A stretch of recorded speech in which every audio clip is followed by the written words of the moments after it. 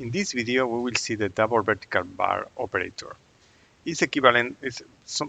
It works this way. You have one command, a double vertical bar, and a second command. Let's say command 1 and command 2. It is more or less equivalent to an OR. So the behavior of this command is of this operator is that if this command fails, then the second command will be executed.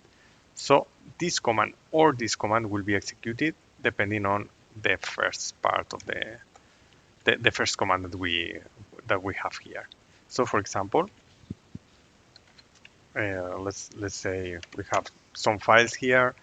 If I try to cut the file 01.txt, they are empties, so this command won't do anything, won't show anything on the screen. Can try to cut this or echo files doesn't exist, for example.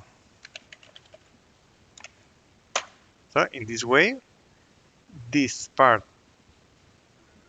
was okay, so this one was not executed. So the command 1 is the command that ran this time. But if I change file 01 by file 99, for example, then okay, the cell tries to run this command. It produces an error. Here, this is the error output. But the command failed. So this command failed, and this second command has been executed, and the file doesn't exist. This is not a very good test for testing file existence, but it's just an example. Okay. So remember that we can redirect the output, the error output of this command here to deb null. This will remember that with redirection, this is 2 as the error output. So we are redirecting the errors to deb null, so they are ignored. So here, okay, it doesn't exist, or maybe it would be more correct failback operations. For example, I could create the file here or whatever. Okay, so this is the double vertical bar. It's like the OR operator. Remember that we have the double ampersand. It's similar to an AND, a one-line AND operation. And you can combine them. So for example, I'm going to remove the redirection. I can try to, for example, echo first command. This will always work, or cut to files, for example. Cut file 01.txt. Going to remove this, and then try to cut another file, and then the OR. So the precedence is that the commands have precedence, so this will be executed in the first way.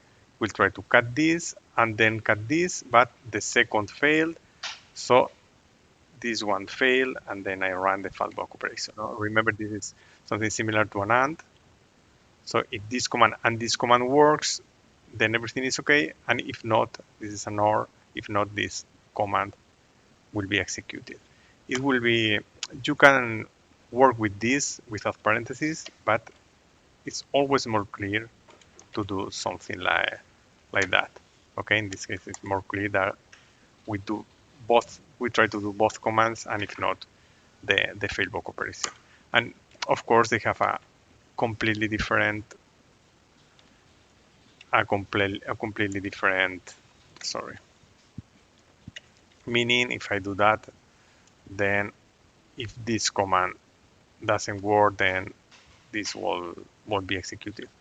So with that, we have the one-line conditionals combining the double ampersand and the double vertical bar. We can have something like one line ifs in cell programming.